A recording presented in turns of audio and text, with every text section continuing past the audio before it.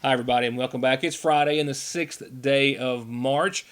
Glad to have you with us tonight. We'll have a lot of news to cover this evening before I leave you for the weekend, which will see the weather start to recover and a pretty nice Sunday in store before the rains make a return.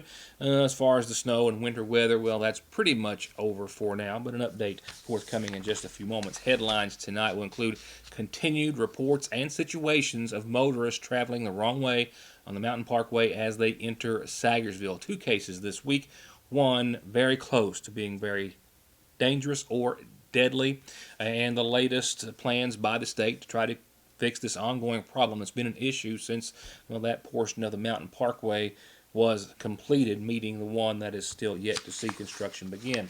Also, a Johnson County man arrested on nearly 24 charges related to child pornography, and a host of other news and information as well, including McGoffin County indictments returned yesterday by the sitting grand jury. Quick update on the regional tournament, which is ongoing, and a host of other things. I have an announcement of sorts. It's also news, if you want to classify it as such. Salyersville Police Chief Matthew Watson calling the newsroom earlier today to say that a ladies' ring, was found in the Ramey Park. It's been damaged. It's been perhaps run over, but it's still intact, and they have it at the Salyersville Police Department. If you have lost a ring, possibly an engagement ring or something of that nature. I'm not for certain of the type. I shouldn't have said that. But if you can ID it, call the Salyersville Police Department, 349-3255. Once again, discovered, I think, just today, or at least turned in today, to Salyersville Police. Quick update on the flu. I don't think it's going to come to any surprise. Right now, deaths across the U.S. have surpassed the 20,000 mark. 136, I believe it is, children have died as a result of the flu across the United States, while 34 million people have been sickened by the virus so far, and about 350 to 60,000 have been hospitalized as the flu activity remains elevated and high and will be expected to do so, of course, for some time. A lot of focus taken off of the flu for the coronavirus, but certainly it is much more deadly at this time. Well, here's a significant turnaround. A former cardiologist, a popular one from Ashland, was ordered to be released immediately earlier today after a reversal on his conviction for health care fraud. U.S. District Judge David Bunning ordered the official release of Dr. Paulus earlier today. An appeals court turned over or avoided his conviction yesterday, so that case has now been ordered sent back to the prior and lower court as a result before sentencing. As far as the reasoning for this, the government, according to Paulus and his attorneys, withheld evidence from him on the district court's orders. On appeal, he argued that this withholding violated his due process of rights.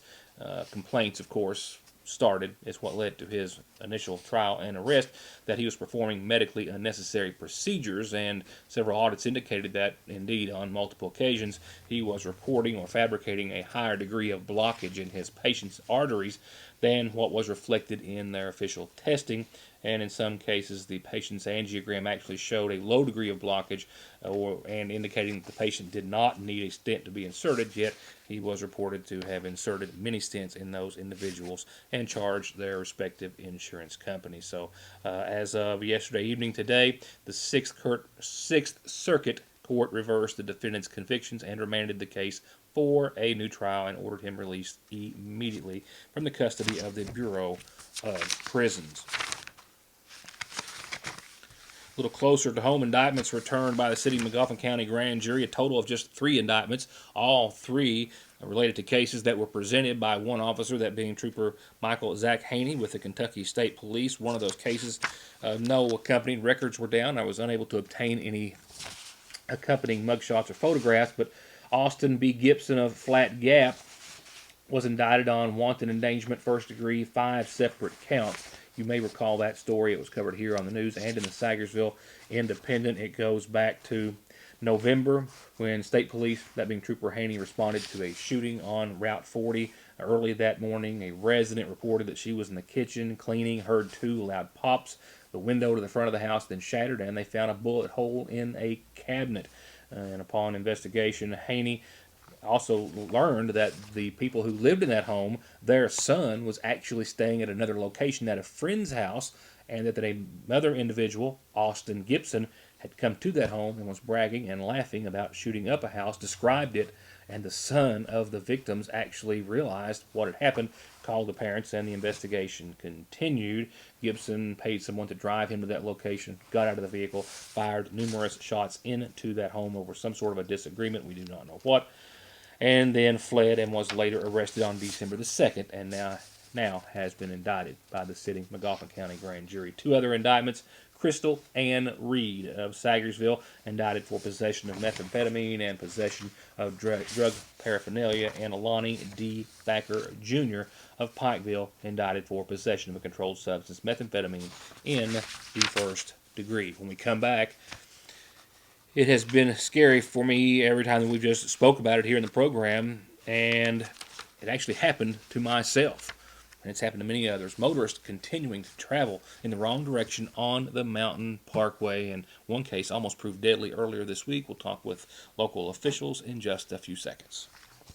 Has spring ever arrived at the seasonal shop? If you're tired of those gray, rainy days, you need to come in because the shop is filled wall to wall with spring arrivals. The new Charlie Page spring line is filled with beautiful colors, prints, and styles for everyone. They've got accessories for every occasion, new jewelry, bags, and shoes. And spring is the perfect time for some redecorating or adding a few new accessories to your home. And their home decor is some of the most beautiful they've ever had. Farmhouse, traditional, equestrian, rustic, they have it all. So come into the shop and let them help you add to your home. And remember, they also offer wedding and baby registry and free local delivery at the seasonal shop in downtown Salyersville. SSI and disability cases are harder to win these days. You need all the help you can get. If the government has turned you down, I will not. Many factors are considered when a claim is being processed, like your age, education, physical, and mental disabling conditions. When it comes time to winning your disability case, you should not face a federal judge alone. You need an attorney who is experienced, determined, hardworking, knowledgeable, and dedicated to helping you win benefits that you deserve. If you need help with your SSI or disability case, call me, Donald Wayne McFarland, and let me go to work for you.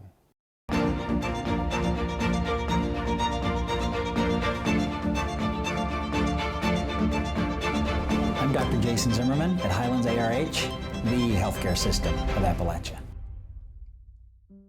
If your spring projects include gravel, rock, sand, or drainage pipe, your dollar will go farther at Tomahawk Feed and Farm Supply here in Salyersville. It's always in stock and ready for pickup and delivery. And now there's 2 locations for all of your feed and farm needs. Tomahawk has the region's largest inventory and lowest prices on all pet and livestock feed, gates, fencing, and everything your farm needs. In Salyersville off 114 at Red Light number 3, and in West Liberty on Liberty Road behind the Ford store. Tomahawk Feed and Farm Supply. Magoffin County Heating, Cooling, and Refrigeration with professional, licensed, and certified commercial and residential service technicians that can maintain and repair all manufacturers with new and old installation and financing available. Serving Magoffin, Morgan, Lawrence, Martin, Johnson, Floyd, and Breathitt counties. Magoffin County Heating, Cooling, and Refrigeration, 349-1058 or 225-6779. With decades of experience and happy customers all over Kentucky, All Pro Gutter Works and Construction is now proud to offer long-term and 0% financing on their home improvements and home construction. That's new windows and floors, new bathrooms and kitchens, new roofs, siding, decks and porches, new turnkey homes and offices, and of course, continuous guttering in 21 colors. Locally, family-owned and operated, and waiting on your next project and phone call. All Pro Gutter Works. It can be one of the hardest parts of being a parent. You can beg them, bribe them, hold them down and try to force them, and sometimes you still can't get them to take their medicine. Well, problem solved at Parkway Pharmacy with Flavor X. Let your kids customize their medicine with some of the best flavors that really do taste great, and it's totally free with your child's prescription at Parkway Pharmacy. So stop the suffering, theirs and yours, for free, and get your Flavor X flavored medicines at Parkway Pharmacy in Salyersville. I really lost count, and it even got to the point to where I had been keeping the state and local officials kind of informed every time that we were made aware of or understood of a situation involving a motorist traveling in the wrong direction on the Mountain Parkway. I don't want to say it became commonplace, but it came to the point where the Transportation Cabinet was going through procedures, doing what they thought would alleviate the problem, and it helped, but it never went away. I myself experienced it with my family, us traveling in 2 separate vehicles to Lexington early one morning. Met a woman traveling in the opposite direction. Most recently, McGoffin County's judge executive had the same experience just a few months ago. And more recently than that, and just earlier this week, it happened on 2 occasions. And on one of those occasions, the motorist literally got into the westbound lane, traveling east at that exact portion just past Gifford Road, and then stayed in that lane of travel for about 7 miles until reaching the city limits of Salyersville. Imagine, as many people have experienced, and as I have reported several times over the past several months, one of those people being McGoffin County Judge Executive Matt Wireman just back in November, traveling west towards Route 30 or towards Lexington, maybe at night, and meeting a vehicle in your lane, or perhaps the other lane, but still coming directly at you. It's been a serious problem that has plagued this portion of the Mountain Parkway ever since this section from the Catholic Church red light, as we call it, the junction of 114 Parkway Drive and the Mountain Parkway. That section from there to about the 68-69 mile marker of the Mountain Parkway project has been completed.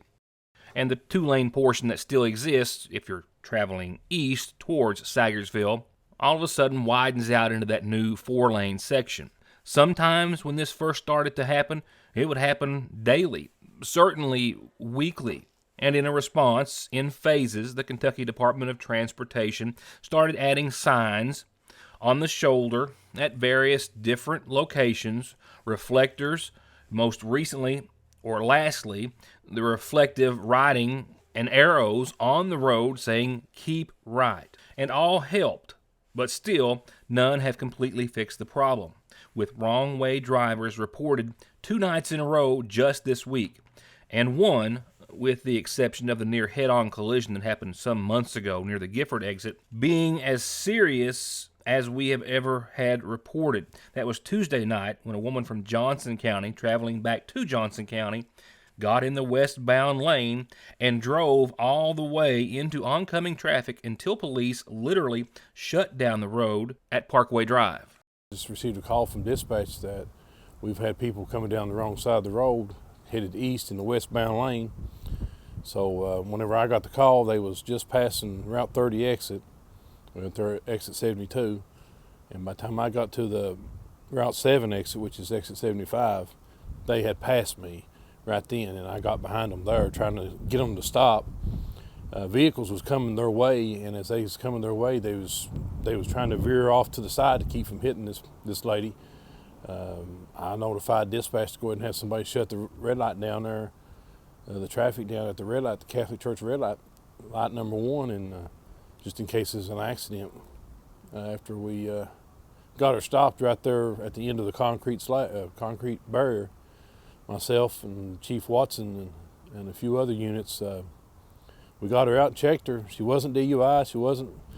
She didn't have any priors or anything. She just said she got turned the wrong way down there at the split on the other side of Guilford. And she's coming down through here and just either wasn't paying attention or just could not tell which way to go. She was at high rate of speed. I was doing at least 70 to try to keep up with her. And whenever I got behind her, I was lights and siren all the way trying to pass her. I couldn't pass her before oncoming traffic. I didn't want to take a chance on hurting anybody. Trying to get her to stop. This could have been a very serious situation if for some reason she would have hit somebody. If they hadn't been paying attention and seen her coming, there could have been a major fatality right there from head-on collision. She had a juvenile in the back seat, and she had 2 young adults, one in the back seat, one in the passenger side seat. Officer Nichols said that call Tuesday night was actually the first one he had personally responded to in a month, maybe even closer to 2. But he also added that he had an exact same report from McGoffin County 911 the following night about a pickup truck that was traveling, once again, eastbound in the westbound lane. That truck, like many other reports that come in, couldn't be found as it was suspected the driver realized on their own their mistake and then crossed the median or got off an exit and got into the proper lane of travel. You know, this is a situation that has just scared me to death since we've been covering this, and today I had a little bit to add to that in regards to this section in the cut-through area where you've got the concrete barrier that keeps traffic divided, obviously, but also gives motorists less place to go during those circumstances. And that car on Tuesday night drove 6, almost 7 miles in the wrong direction, including through here.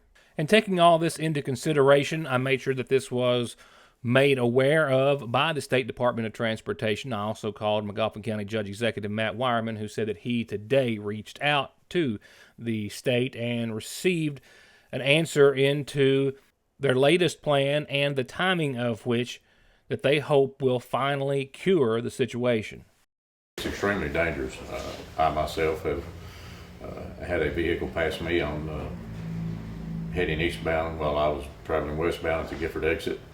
I've been in conversation with the district engineer for many months on this, and the latest information is that the contractor that will be doing the new construction where the 4-lane ends now, just past the Gifford exit, there was a change order done, and they'll be putting barrels up and signage about where the Gifford exit is, closing the left-hand lane, and it will proceed to be closed all the way up to the top of the hill where the old portion of the Mountain Parkway is. They're going to use the orange barrels so that as construction starts coming this way, they'll be able to move them. If some of them get damaged, they'll be easily replaced. But they hope to do this in the next few days, as I understand it. The contractor has accepted the change order and it's went through the process. So the contractor will be responsible for the barrels and the upkeep and whole 9 yards. More news in a moment. Right now, announcements and birthdays and anniversary on your McGoffin Farm Bureau community calendar.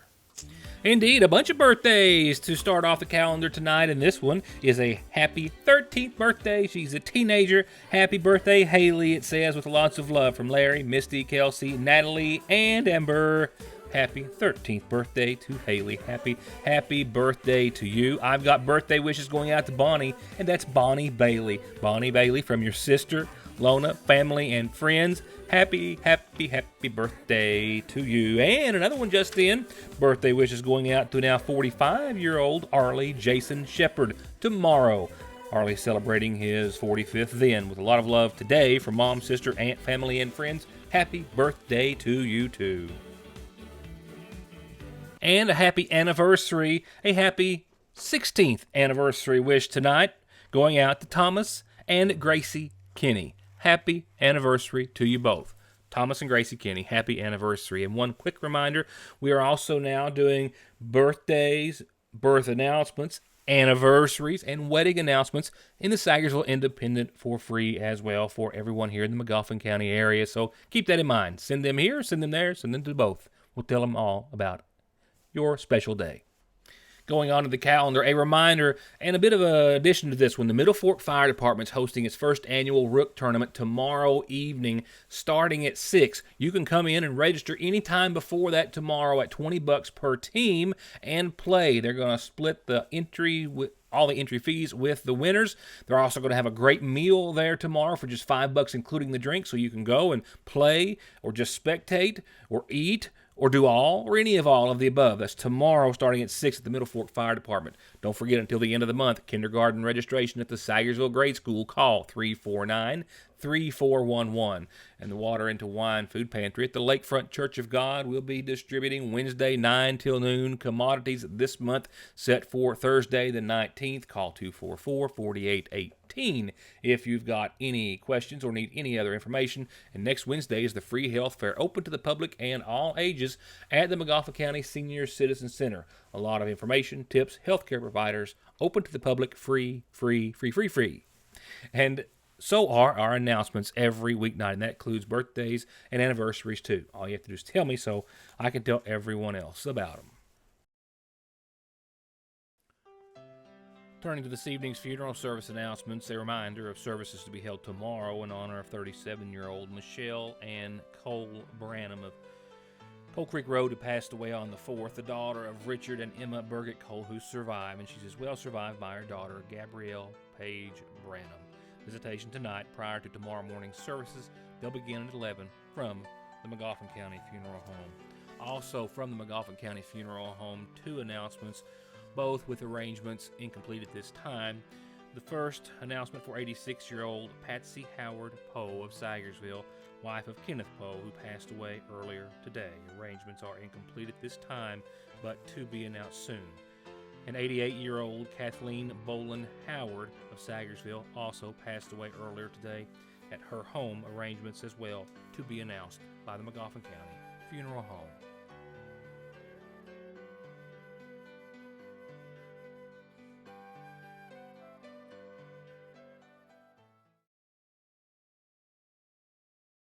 Need an oil change? Are your brakes shot? Are you ready to turn the wick up on your diesel or lift up and accessorize your 4x4? Or get that dent fixed once and for all? Then call the professionals at Black Smoke Performance for all of your maintenance needs and auto body repair, from insurance collisions to full restoration projects. Black Smoke Performance on May Drive in Dixie of Salyersville, 349-8785. Creekside Stitching and Feed is the place to go for all of your custom embroidery needs. Shirts, caps, jackets, and more. And they've got the best prices on value-pack dog food, blue ribbon beef mix, kickin' chicken, and shell and cracked corn. And premium quality gates, hay rings, and bunk feeders, plus metal carports and garages as low as $1,400 installed. For all of your embroidery, feed, and farm supplies, Creekside Stitching and Feed. 1 mile up Bear Branch off of Route 30.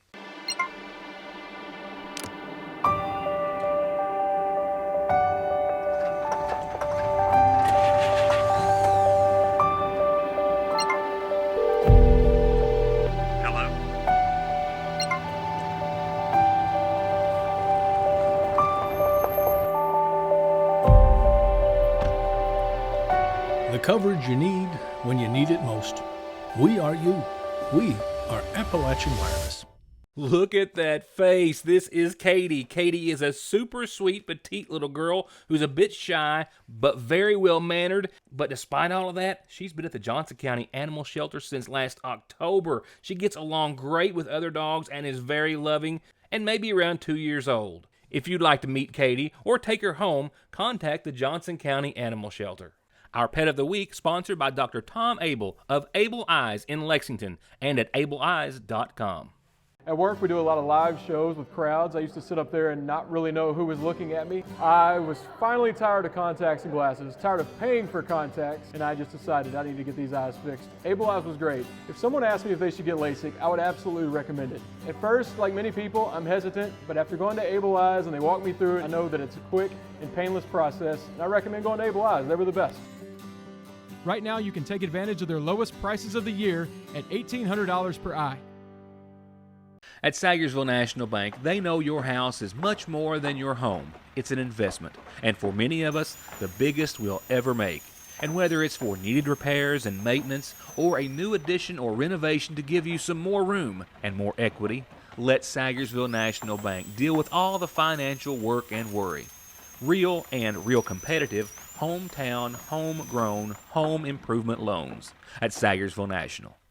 Don't drive or let your family drive in this or this before doing this. Stopping at Conley Tire in Staffordsville for brakes, oil, alignment, and of course, tires. Thousands of tires in stock every day to fit anything with 6 months no interest financing and over 33 years of quality service with a smile. Conley Tire in Staffordsville. There is an ongoing investigation into a Johnson County man from Flat Gap, a 35-year-old man who is facing almost 24 charges related to child sexual abuse material.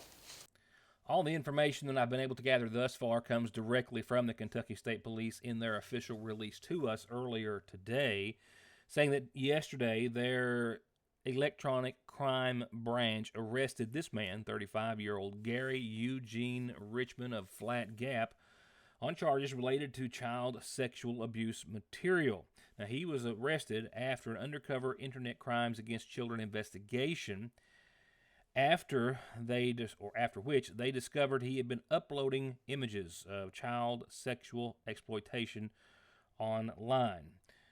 After the investigation concluded, they executed a search warrant at his Flat Gap home on yesterday, and there they found his computers and or electronic equipment used in uploading those images. They seized that, took it into custody, took it to the forensic laboratory for further investigation and examination. So far, Richmond is currently charged with a total of 20 counts of possessing or viewing matter portraying a sexual performance by a minor. Those are all Class D felonies. And he was lodged in the Big Sandy Regional Detention Center, where he still was at last report. Just a quick update on the 15th Region Tournament at the Expo. I haven't been able to make it there as of yet with everything going on this week.